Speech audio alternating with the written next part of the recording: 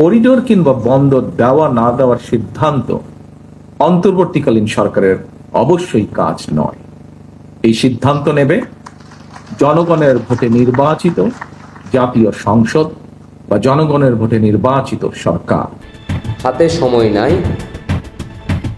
বাংলাদেশকে রক্ষা করার জন্য রাজপথে নেমে আসুন, প্রতিবাদ করুন। বাংলার সাধারণ জনগণ সহ আপনাদের পাশে থাকবে সবাই। আপনারা রাজপথে নেমে আসুন, এই বাংলার মাটি থেকে জিন্নাতের রাজাকার বংশের সন্তানদেরকে এই বাংলার মাটি থেকে বিদায় করুন।